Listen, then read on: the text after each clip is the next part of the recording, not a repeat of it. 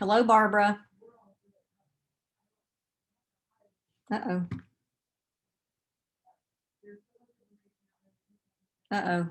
Hold on. Bill's having a problem getting in.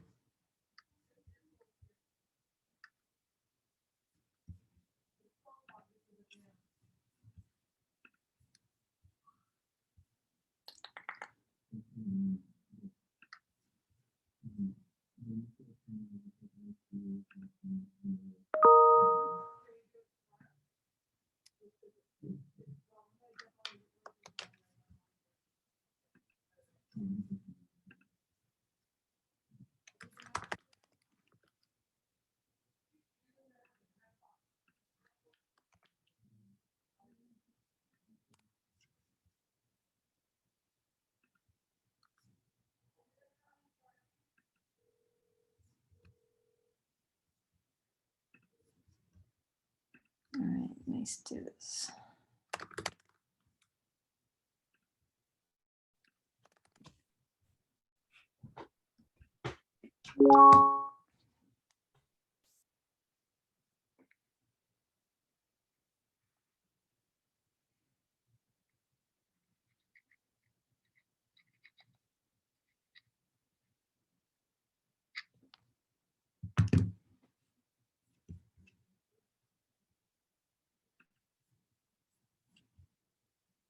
There's my little volunteer, Garrett. How you doing? Thank you for being here. Did you have Ignite today? Yes, just finished it. So and here's Shannon the next door. So yeah, we just finished our call. So awesome.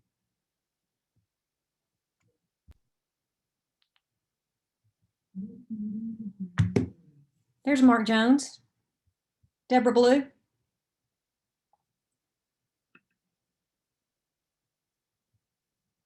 Let's give just a couple more minutes.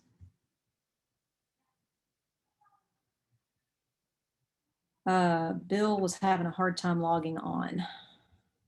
So I just resent him the link. yeah, he was actually logging on to Shannon's WebEx.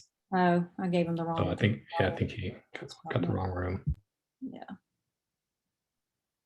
Good afternoon, guys. You couldn't hear me at first, but I could hear you giving me a shout out. I hope everyone is doing well. Thank you. Hey, Barbara. Thank you. Thank you, Carlson. Doing all right? Doing wonderfully well. Yes, ma'am. Good. Glad to hear it. There's Bill.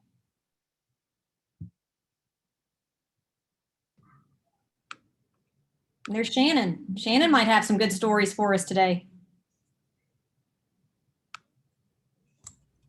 Morning. Hey there. Hi, Bill. Hey. I don't recognize you with your hair short. What happened? It was only that one brief time that it wasn't short. You look back to Bill. Yeah. I think I was hoping Kim was going to jump on here, which she will, I know, shortly. And I'm also expecting Leslie. Let's give it just one more minute if we could.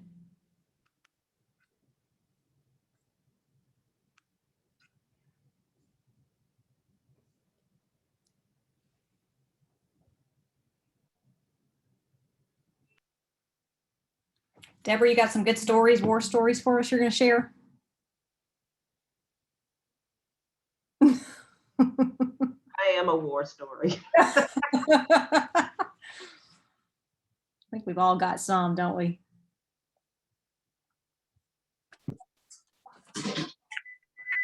Hey, Carlson, this is Drew Newman. I have an update story. I finally put an offer in with Homeward.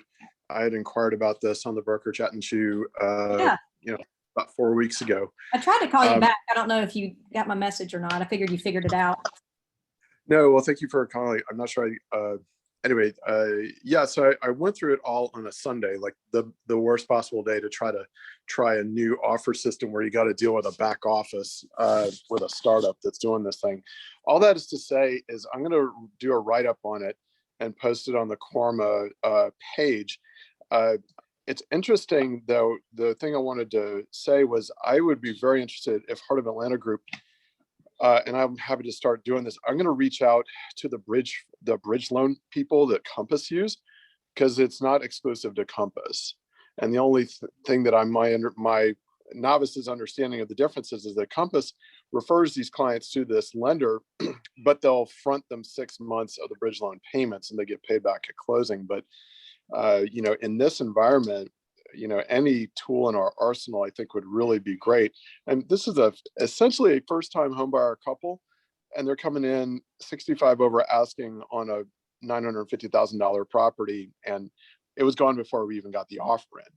So it's crazy out there.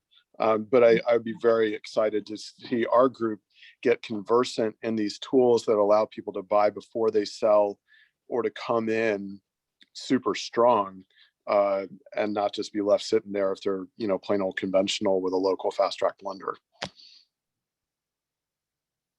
I'm just Okay. still, my head is spinning by the $900,000 first time home buyers. It's like Crazy. mhm. Yeah, no, I think the more tools we have, the better. I totally agree with that. So if there's something out there that we could look into, we will. I'll reach out and let Tom know what I'll email you what I find out. The only thing that's unclear about Homeward is actually this weird two-step thing they do as far as how the agent gets paid. They don't get paid on that first transaction. They get paid on the onward transaction. So anyway, Yeah. I'll write something up. Do you have an Okay. understanding of how that happens? Yes. Yeah, we've had maybe, I don't know, 5 or 6 transactions, I would say, Homeward in our office. So yeah, it's How different. does it work? Is it they take your commission and apply it as a, how does it work? Because that's been really unclear to me, and I'd be curious if you have a sort of a 30-second version of it. Yeah. I haven't seen that side of it. Have you, Carlson? Yeah, I mean, the agent gets paid at the end. so Homeward, it's weird because it's almost like your buyer is making that initial purchase, but it's in Homeward's actually the buyer of the purchase. But it's your buyer that is actually going through the inspections. They're paying for the inspection, they're paying for the appraisal, they're doing all of those kind of things just as if it was their contract, but it's Homeward who's the buyer. At closing, that commission, any commission earned on that is Homeward is going to get as a credit to them at closing. And then as soon as your buyer's house sells and they're able to close on that property, that's when you would get paid, when they actually purchase it from Homeward on the back end. That was my understanding too. Yeah. That's not something like super discussed in some of the trainings, but that's, I mean, that they want to make sure they get their money, I'm sure, on the back end too. So Yeah, anyway. the only way this seemed to really work was that I got the cell phone number for the Homeward contact, and she was available to us on the weekend. Because to try to send a contract in to get their back office to sign it as the purchaser, yeah, I mean, that can introduce a 2-hour delay unless you got somebody on the inside who's blowing it up to get it done quick. Yeah. Great. All right. Well, is Kim on? Nyale, do you know if she texted me, I'm not sure. It says trying to log in. She asked if you were hosting. I'll follow up with her. All right, if we could get her on.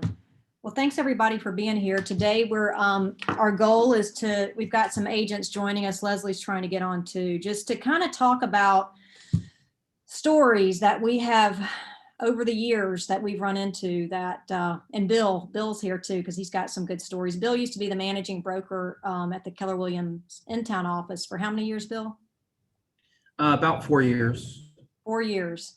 And Mark, how many years have you been doing broker type stuff? Since 2002. 2002. 19 years as a broker. Yep. Leslie is trying to jump on. She has been. I'm here. I'm here. Why can't I see you? There's Leslie. Hi. Leslie, how long have you been selling real estate now? Since I was born, I don't know. That Like, means since I was born too. So. since you were born, when did we start? When did I start? Like Mark, when did I start? 2005? Yeah, early 2000s. for Early sure. 2000, something like that. Long time. Long time. Leslie's the #1 individual producer in our office, right, Mark? For Mhm. month after month after month, It has been for years and years and years. years Yeah. and years and years. Yeah. So she's killing it, and she has some good stories. Leslie, do you want to? I know you're busy. Do you want to open it up with anything that you may have, words of wisdom, things that have happened to you in the past that, hey, now you've learned from it, and things you might do differently? Oh my God. It seems every day, every contract, there's something that I didn't know that I've learned. And, I think to answer your question, I think one of the things I want to say is that as a new agent, and even as an experienced agent, you only know what you know. You don't know what you don't know. Does anybody, do y'all know what I mean by that? So it's hard to know. Sometimes even innocently, we make mistakes and don't even know we've made a mistake until it already happened.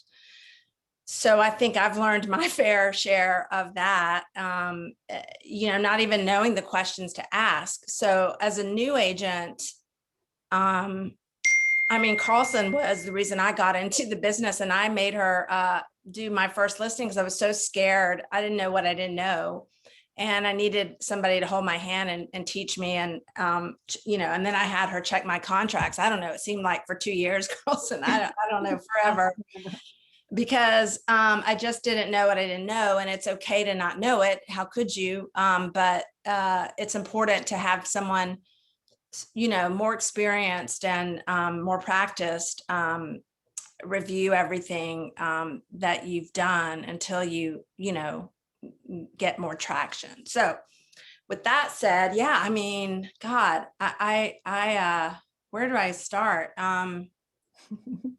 Recently, well, fairly recently, I guess, I learned something after the fact. Here's, case in point, how the market's so crazy right now. We're putting a lot of no contingencies in our contracts. By that, I mean, no finance contingency and no appraisal contingency. And that's all well and fine, but I learned that better be careful when you put no finance contingency in your contract when there's an HOA. And what I learned, we skated by and terminated, and literally in the last on the second, because we learned there was a problem with the HOA, and whether it was going to ultimately be a problem with the lender was unknown at that moment. Meaning if there was some delinquency, a lot of delinquency in HOA payments by the homeowners. And so that's a red flag for underwriting. And it didn't even occur to me until literally at the very last minute. And after having reviewed the financials on the HOA docs in the 11th hour, I realized that was a red flag. So, luckily talking through with the broker, I just, as I was talking, I was like, oh my God, we have to terminate, even if, because there was no certainty of that. So That's a great point. So the condo itself may not be approved. that's from a right. standpoint. Through no fault of the buyer. Through no fault of the buyer, but they still wouldn't be able to obtain their financing That's because a of really that. big, Yeah. like red flag. One of those things that we're not thinking about, because all we're thinking about is trying to get the contract, win the contract for the buyer. And as solid as my buyer is and is comfortable with that, there's that, that HOA, those HOA conditions that the buyer has no control over, nor can the buyer cure, Yep, that's a great point. So that was a recent one. I've had so many. One just a few years ago, and I think Sherry helped me with this one, Sherry King. My client learned, this was after the fact, and there's still litigation going on this one. A buyer was purchasing a single family home. completely renovated, and the seller did provide a seller's property disclosure. And on the disclosure, he checked that the water was connected to the public sewer line. And come to find, after we closed, the sewer line was in fact not ever connected to the sewer line, and it was dumping into the adjacent creek that was running alongside the house. And the buyer, my client, was getting bills, water bills from the water department, and because the water use was there and the sewer line, but it just wasn't ever connected. And so the cost to my client for connecting the water line to the actual sewer was tens of thousands of dollars.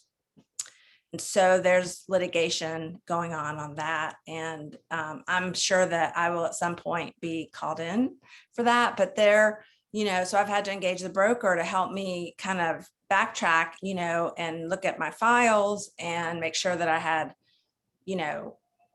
done all the, crossed my T's and dotted my I's, and in that case, the permits that were pulled, there was no modification on the plumbing, so there was no permit that was pulled on the specific water line. So I still don't really know how to protect a buyer going forward on this one. If it's checked, yes, it's still buyer beware on some level, but That'll be interesting. You have to circle back and how that gets resolved. yeah. Can I ask a question about that situation? What type of loan was that? Single family home in DeKalb. No, what type of loan? Finance? Loan, a conventional loan. So in the conventional exhibit, were those boxes filled out about any of the lines as if they're not connected, or was it just NA? You're talking about on the seller's disclosure? No. On the Not on the conventional one.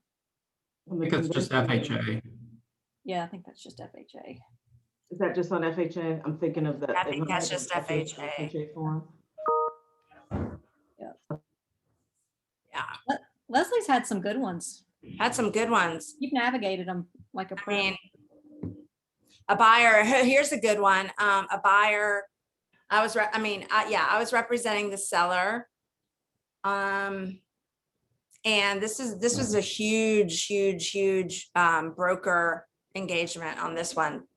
The buyer was under contract with a single family home using not FHA, but the what's the other one? The VA, thank you. The VA loan.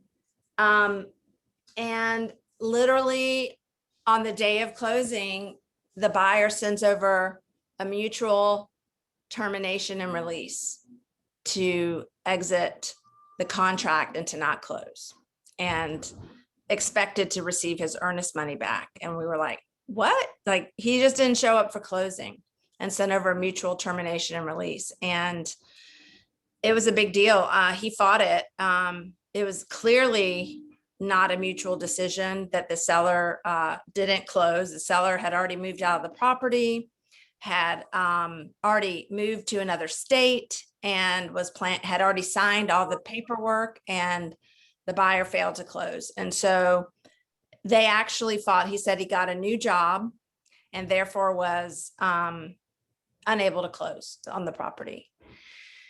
And due to the fact that he tried to pull all the cards because he was a veteran, and that he had no control over his job change and all these things. And it was very clear in the contract. And this was back before Sherry, actually, when we had Beth Pound was our broker then. And it went on and on and on for months with that dispute. And finally, and we were not holding the earnest money, and it was with another Keller Williams office. And finally, broker to broker, they had to handle finally the release of the earnest money to the seller. And this took probably 3 months, 2.5, 3 months. So, and it was a daily grind for everyone. It was, thank God for Beth at that time, because my seller was pissed and hysterical, as you can imagine. It was a huge hardship for them because, you know, not only had they moved out and all the expenses therein, I mean, we had to put the house back on the market and stage the house, which cost them more money and more mortgage dollars. And, you know, so. Those Yeah, are, nobody likes those. no.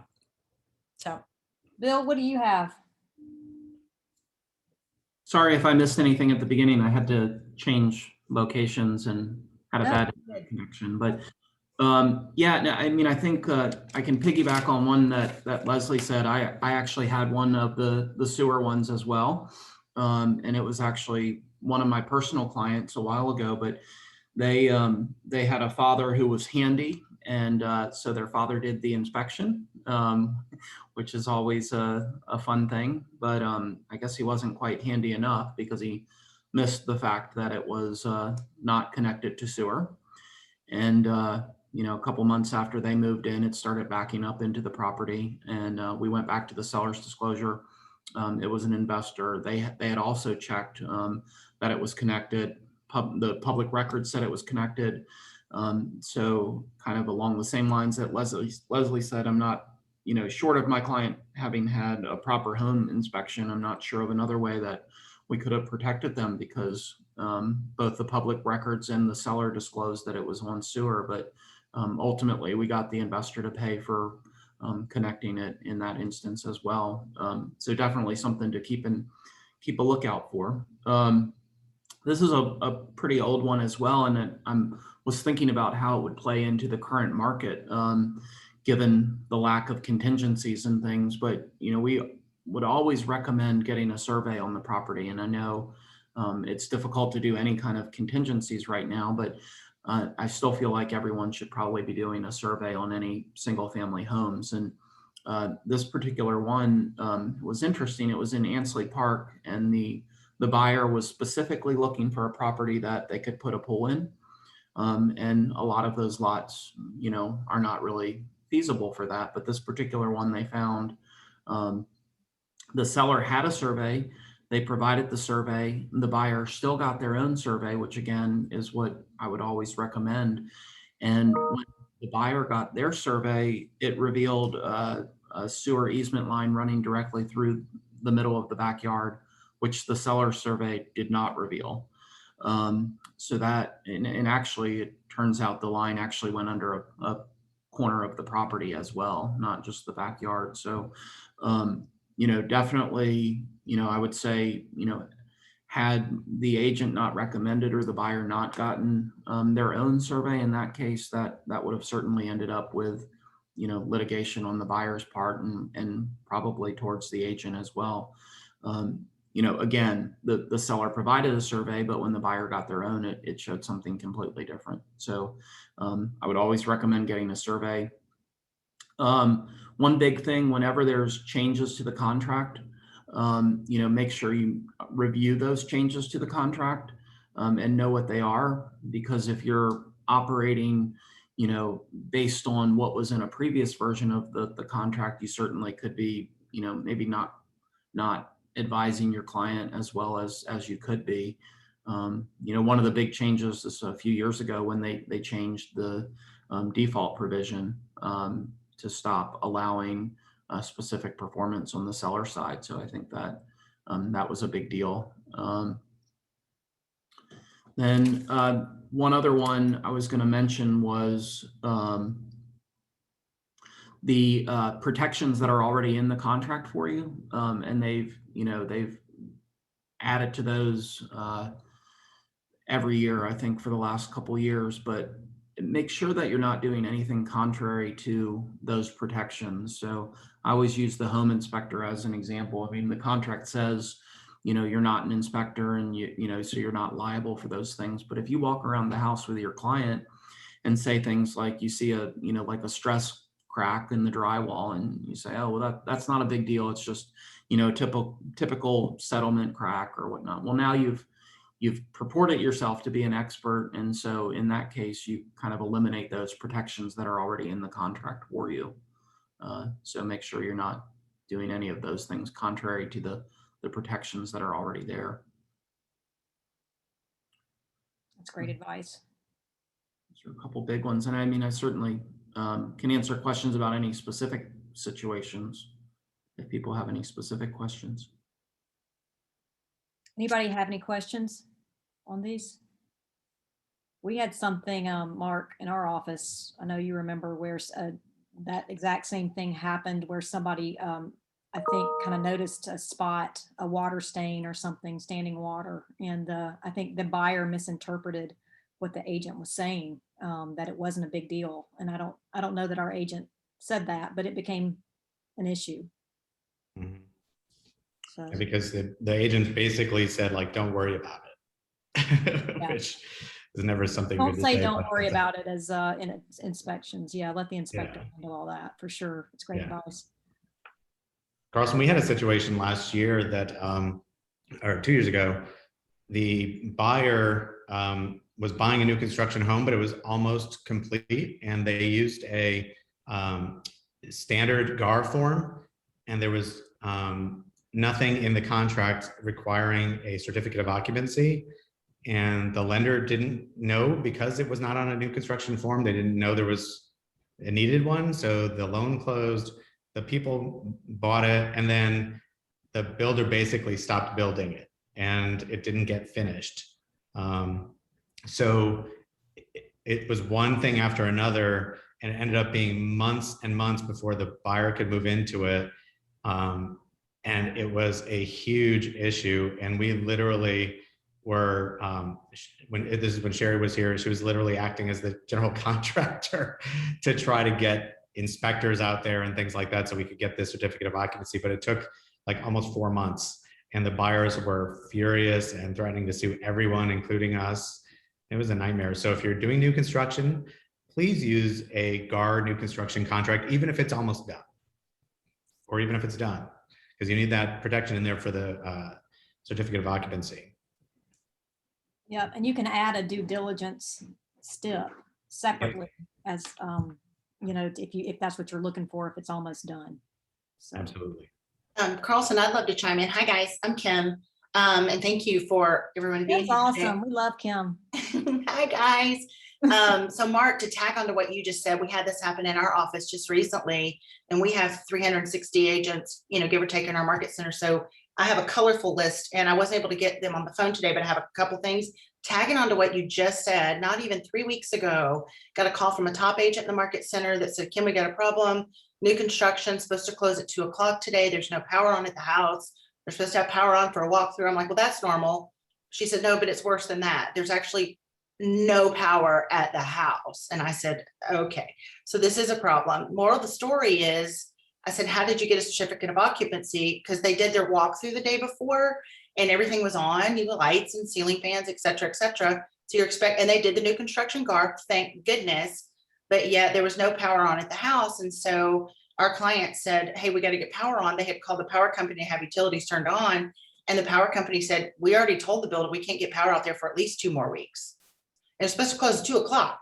So moral of that story is I was able to get involved. I had the opportunity to get involved and said to the builder, I called the builder and the agent is lesser experienced. It was the builder's son. How cool is that?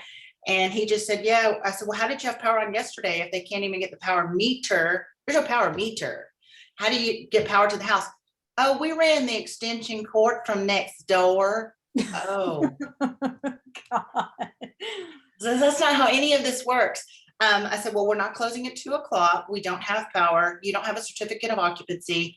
And because I knew the right words and blessed a bit with experience, I could say we're not closing at 2, we can postpone. Now, of course, the new buyers had no place to stay. They were loaded on a truck. They had power the day before. So then dad builder called me back and we had a flavorful conversation. And I said, in the spirit of resolve, I don't care who you have to call, talk to, sit on their desk, offer red wine and dark chocolate. You have to get the power on at this property. Are you telling me you expect a buyer to move into a home and not have power for 2 weeks? This isn't a campground. We had power on and they closed at 4. No, they closed the next day. So they were able to stay with family that night, and the power company, I said, this is your job to work it out. I can work it, I can do what I can, but this is actually your job. And I'm shocked that you think that a buyer should buy without that. So it is important to use a new construction guard, especially on a new build. Make sure they have a certificate of occupancy and that they've done their part. Because they were going to let us close and the buyer wouldn't have power for 2 weeks. Wow. Give me a break. So that's one that I had. Oh, I have a couple more if y'all want me to, you want me to do a couple more real quick? Yeah, these are good. Okay. So this is one that we all know, and I got to learn again. I had the opportunity, and I use the word fascinating instead of frustrating. So instead of getting frustrated with the agents, I got fascinated and dove in. Long story made super short, we have a heavy hitting team that represents many investors. The investors get moving very quickly. They're doing 6 to 10 units a month. And on this particular case, let's just say they bought a home that was, lesser than, it hadn't been flipped yet, but they bought it at a good value. And the investor said, you know what, if I can just make a little bit of money and not touch it, I'll just sell it at a little bit higher price and we'll be good. So they just put it back on the market and sold it instead of rehabbing it. And long story short, when the offer came in, it was where the investor said to our agents as the listing agents, I can take that number if everybody does this or this. Like if the agents will cut down this much, if the buyer will come up this much and the agents will come down this much and this much, I'll sell it. So in conversations, they were talking about that. What you have to know is you do not have the right to negotiate the other agent's commission under any condition. So what they had said was our listing agent made the mistake of saying, hey, Carlson, if you'll do this, he'll sign it. And you're not allowed. And I mean, agents can say, you know what, we're $1,000 apart. Everybody come to the table with $250 or whatever. I'm making up numbers, but you're not allowed. And so unfortunately, what our agents did was they said, we're not going to send over the signed contract until you sign this commission agreement. So they kind of held the signed contract as hostage, so to speak. And I just said, we can't do that. So interestingly enough, we were able to get on the other side of it. And my agents wrote a check for $2,300 to make the other agent whole. Because you just can't do that. You can't negotiate the other agent's commission without their permission and or hold the offer back because what your seller says. So that was a big one we got to learn. Learned another big one, and Deborah and Carlson, thank you so much for helping me. So I learned a couple of things here, and I know there's 2 schools of thought. We have a husband-wife team that are owner agents. So that's the caveat here, is that the husband and wife team are owner agents selling their own house. Got an offer in over a weekend, talked it through, verbally accepted it, started signing some papers, and then on Saturday, and then on Sunday, or Monday morning, I think they started signing on Saturday, and then a much larger offer, a $35,000 higher, came in on Sunday. The husband agent realized he hadn't signed the contract. So he calls me on Sunday morning and says, can I take the higher offer? I said, are you under an executed enforceable agreement? Show me what you have. And he said, no, I haven't signed anything. My wife signed it, but I haven't signed the purchase and sale agreement. I said, from what you're telling me, I hear you don't have an enforceable contract, is from what you're telling me. And he said, okay, we're going to go with the higher offer. I said, well, all right, what else have you signed? The moral of the story, I had to get an attorney involved quickly on Monday morning because the agent, we have a higher level of responsibility inside the transaction, because the owner agent did sign everything except the purchase and sale. So we signed the conventional exhibit, the seller's property disclosure, which we knew. There were several emails back and forth, a couple of texts. We actually found out that because the buyer got up in arms and lawyered up on Monday because they were told, oops, you thought you had our house, but you don't. And he sold his house that weekend so he could get this house. That written, now I'm not saying in the 4 corners rule, binding is binding and enforceable, received by all parties. Yet because the husband and wife are they're both licensed agents, we have a higher level of understanding. This person that was buying their house was unrepresented as a customer. So there's a case that the buyer actually has rights to go forward and sue. What the attorney said was, because there are emails saying, congratulations, you did get it, and some text messages saying, we're so excited for you guys. and he signed everything, the intent of parties. And our lawyer on our side said, you better be glad I'm not sitting on the other side, because I'd have you lunch. So just be careful when you're communicating that, especially as agents, that those things, when it's written, although it can be perceived as enforceable, and an attorney will take you up on that. So just be careful.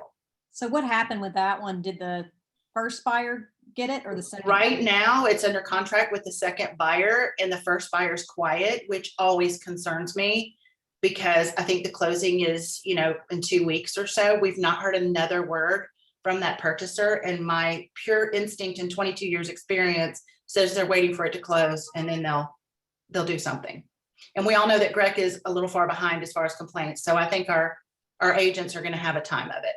So, and this particular group of agents is one that we are working to grow further, because there was a second instance inside the same week, very similar. They're representing people as customers on the other side, and they could be a little more forthright in their behavior. So that's a great conversation that we're having to make sure that they're cultured enough to stay with us. Not everybody gets to work here. So those are the 3 big ones that I have right now. So I guess my caution to you guys is, I love the word commission breath. We have to make sure that our agents, and for all of our precious agents on this line, and for your brokers who like to sleep well at night, don't get commission breath and move too quickly, because much of what is happening right now is a rising tide carries all ships. So we know that many agents are getting into the business with lesser experience. So those with more experience, we need to just be mindful of that to protect our clients. And when we get moving too fast, if we miss something, then it can become an issue. And your brokers, I don't know about them, but I don't look good in orange and stripes, and I like to sleep well at night. So keep us all out of trouble. I really don't want to go to court. I didn't become a lawyer for that. Amen to that. Right. One thing, just to piggyback on that, is one thing I would say is that when you're writing special stipulations, sometimes I think, we may be representing one side. And so if a stip is not clear, we may not take the time to actually make it clear, because it doesn't necessarily protect the party that you're representing. And in my opinion, I think it's much better to write a very clear stip so that all parties are in agreement of what's going to happen should something go wrong. Because when you have a vague stip like that, it always ends up in some sort of dispute or argument, and ultimately it doesn't really help anybody. And I know we're trying to steer clear of as many steps because we want the contract squeaky clean. I just remember when I very first got in the business, and I appreciate the Leslie for you chiming in on that. We need to make sure that our stipulations, when we use them, who, what, when, where, why, and what if. What if happens if, such and such doesn't, to be received within 3 days, or seller reserves right to, something like that. So we need to have, it's almost like a science question. We need to have and end with the thesis and resolve. What happens if A, B, and C don't happen? What is the answer? Mm-hmm. So it has to be a closed circuit. It's like a loop. The other thing to remember on the special steps is it's always going to be construed against the person who wrote it. So if you write it and you're not clear, it's not going to be in your client's favor for sure. That's awesome, Kim. Thank you. And Bill, Mark, do you have any words of wisdom you want to impart, or are you just listening? Yeah, I think the stip thing is huge. I think we often only say, well, I didn't write that, so I'm not going to change it. But it's our responsibility to make sure that the contract is as clear as possible to protect both parties. So you can't protect your client if you're letting them agree to a vague stip, because you might end up with an unenforceable contract or worse. Yep. Leslie, you're muted. Are you talking? Sorry. We just had one, Carlson, with, speaking of stipulations, on a seller who didn't perform by closing, and then was trying to force the buyer to close. And he had, the seller had several items to repair prior to closing. And luckily I had written a stipulation that protected my client, that said that the seller actually had agreed to do And even had stipulated that if in the event it delayed closing, that would also be okay, with a directive on all of that. And he still was trying to posture that my client was in default, the buyer, for not closing on time. But none of the items that were stipulated in the contract for the seller to perform prior to closing and to deliver appropriate receipts to the buyer within a certain number of days prior to closing, none of that had taken place. But Carlson, we had to pull Carlson in to review the contract to make sure that we didn't miss anything. And it was touch and go there for a minute, but finally we submitted a termination and release due to default of seller. And it took a minute, but he finally signed it and released my client. But she didn't get the house, after spending, over $2,000 in inspection fees, and was without a house to buy. So sometimes it doesn't end well, but at least not catastrophic, On that one too, I mean, just so everybody understands, when you're representing a buyer in that situation, there's significant material repairs that aren't done. There is a process we follow in order to terminate correctly, and that is giving notice to the seller, and they need a reasonable amount of time to cure it, and then you can terminate. We've had instances where people have just sent over a termination without following that process, and their buyer actually lost their earnest money. So just know that there's a process. If you get to that point, that's a good time to get your broker involved. Yeah, Deborah, it's laid out in the contract. I'm sorry, it's laid out in the contract due to default by the buyer and by the seller. So we do have, you're exactly right. The exact same thing just happened in our office with what Leslie just shared, and the seller was in default.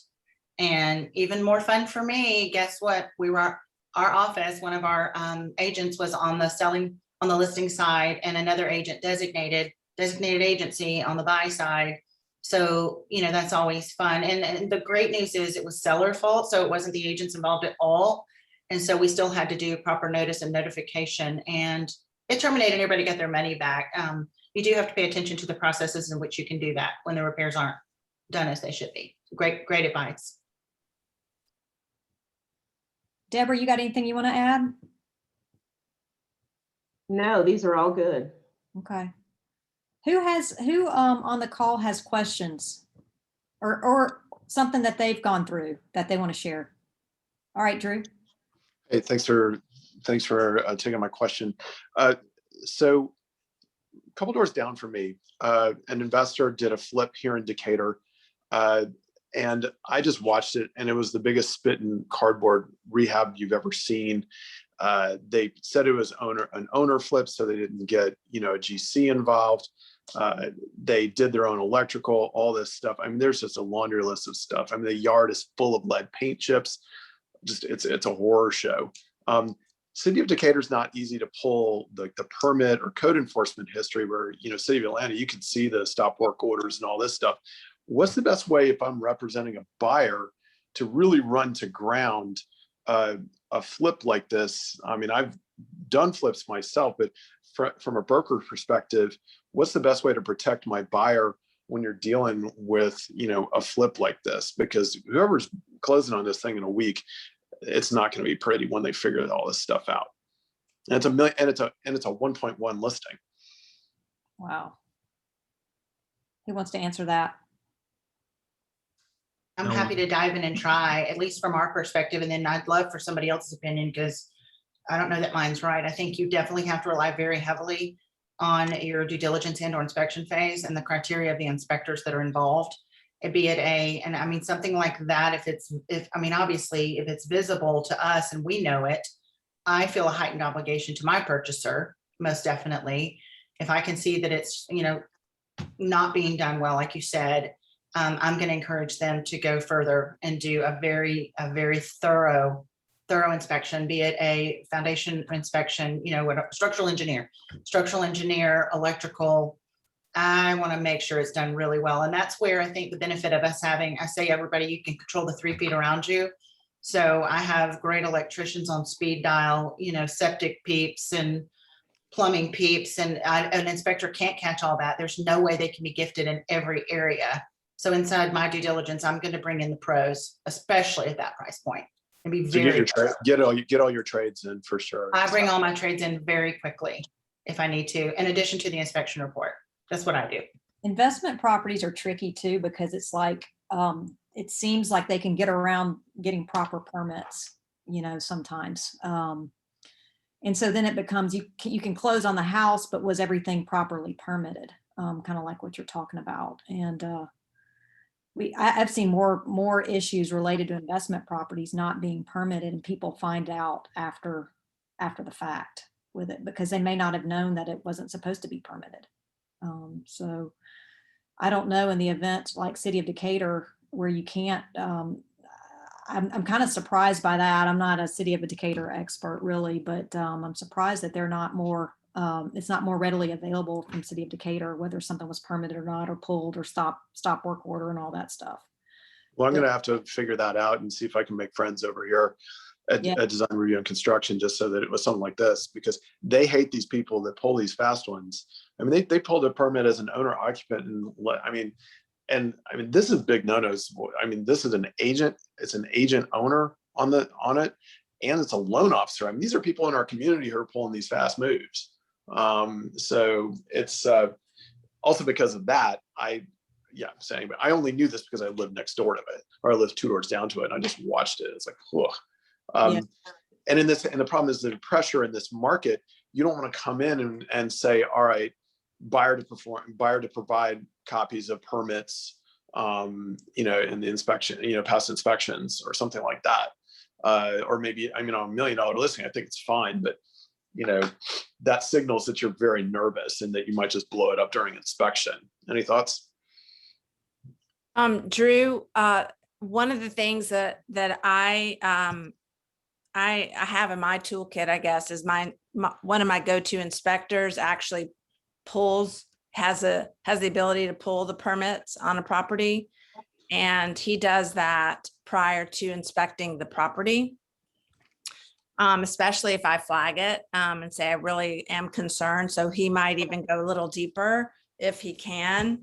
So I don't know if any of the inspectors who are on your list, if that's a service they can provide as well.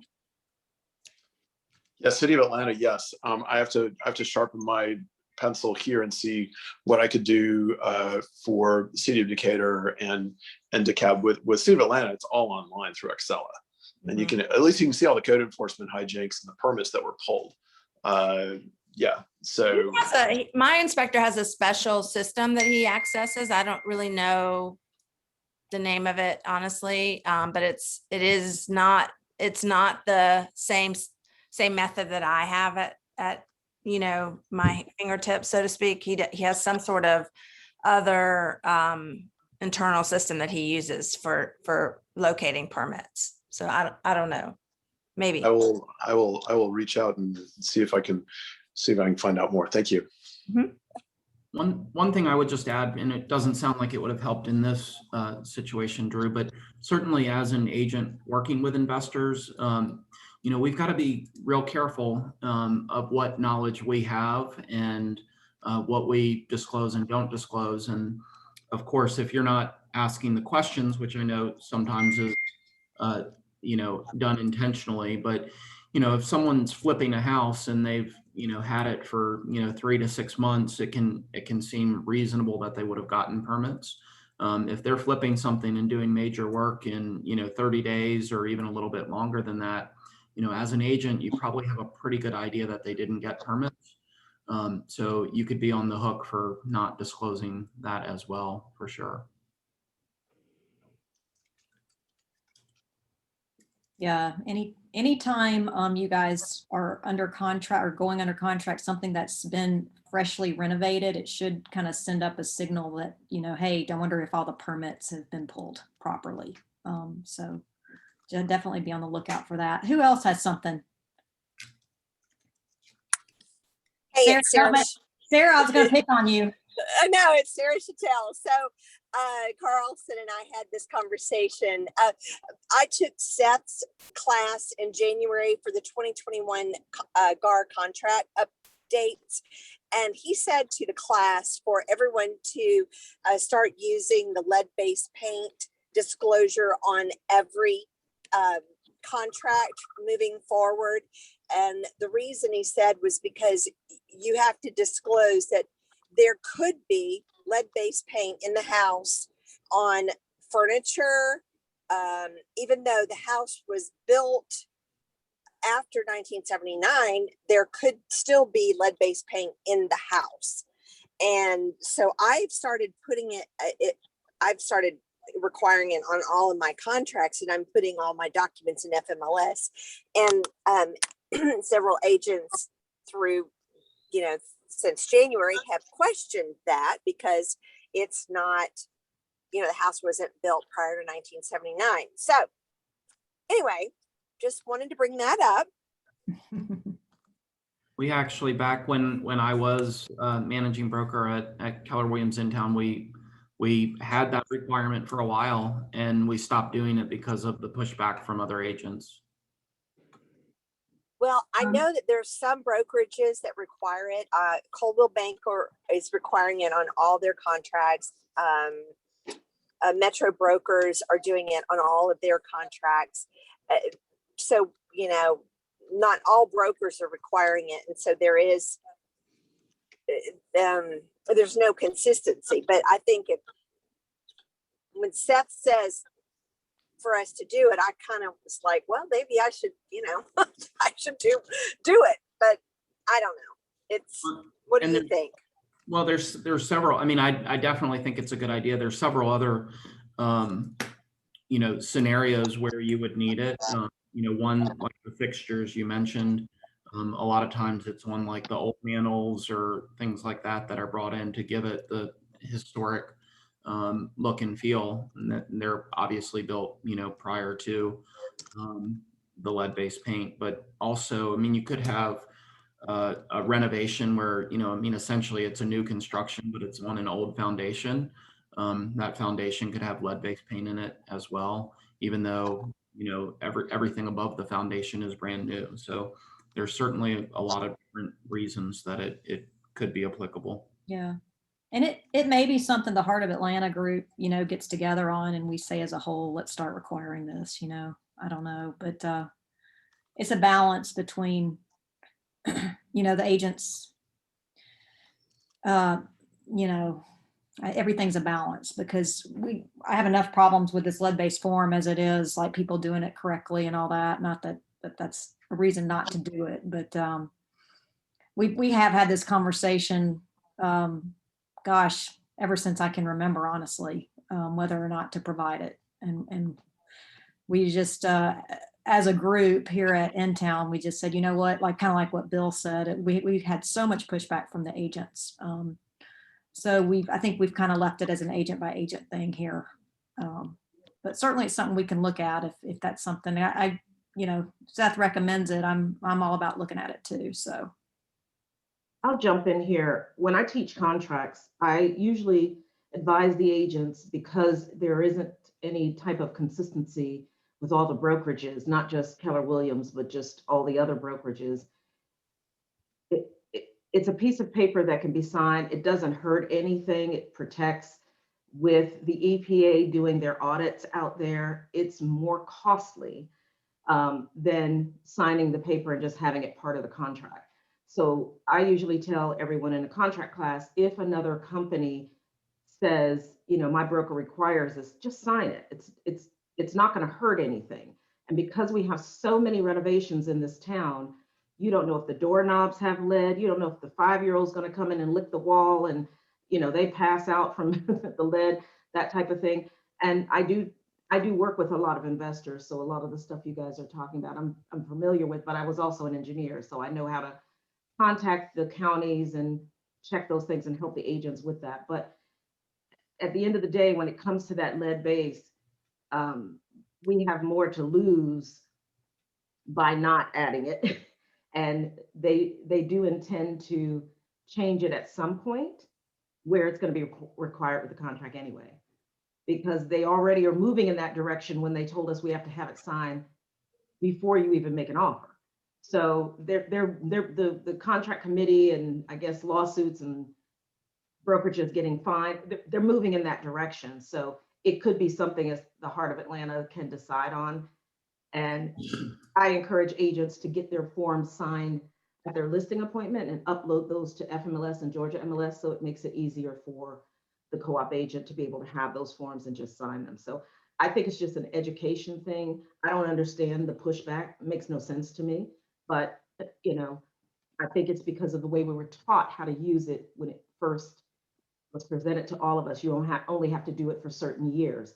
But because of all the renovation and we don't know what's going on and what's being put into these homes, it's better to not be fined by EPA than to say, oh, I don't want to sign it because of a year. Pick your battles. It's not a big, you know, just pick your battles. Yeah, just make sure it's signed at the time of binding. So it might make it easier if everybody, you know, does it across the board, honestly, if they change that rule so that we are all doing it the same. Anybody else have any questions? This is a great time. Any other stories before we hop off here? We've got about 3 minutes. I appreciate everybody for being on the call. I have one quick one. Can I throw just one more at the whole group? Because I You want had everybody some, you to had end some really good quick. you had some good final points that I want you to talk about too. I did. Communicating and with other Oh, yeah. agents and all that. Yes, yes. The one that I'm coming up with that I'm seeing a lot because we are in Marietta, West Cobb, so we kind of cover Cobb, Paulding, and then Bartow County. So there's a tremendous amount of new construction still happening here and expanding further. 3 times in the last 2 weeks where we have the purchasers, one of our agents has the purchasers, have builders come back to us because of the cost of building supplies and said, we can't finish the house unless you increase the price to blah, blah, blah. And there's nowhere in the contract that it says they have the right to do that, especially when they use the new construction GAR. Is anyone else seeing that right now where they're just saying, here's the sales price change and you need to sign or we can't finish the house? So I'm scratching my head a little bit and I don't think they have a leg to stand on in that they can't force us to sign a price increase. Yet I'm having to navigate 3 right now and I'm swimming upstream a little bit on it because the builder will just miss the deadline and or belly up the company or something. It's just. These have to be going to litigation at some point because this just seems so wrong to me. Yeah, I've seen the same thing, and unfortunately, the most recent one that I saw, the builder said, you know, if you don't sign the amendment, then we're just going to terminate. And you know, there was, you know, there's nothing that they could do at that point because, well, I mean, the buyer's sole remedy is to receive the return of the earnest money. Based on the contract that they were in. So whether, you know, the buyer was ethically, the builder was ethically acting or not, it didn't change the remedy in the contract. And, you know, kind of our advice, which I would never advise anyone to pursue litigation. That's the absolute last thing that we would want. But the buyer knew that if they didn't sign the price amendment, you know, they were going to pay significantly more if they could find another property. So they basically felt like they were being extorted and didn't have a choice. And our advice to them was, you know, it was a new construction community, and you know, I believe it was over 140 homes. And I said, I'm sure you're not the only person that this is being done to.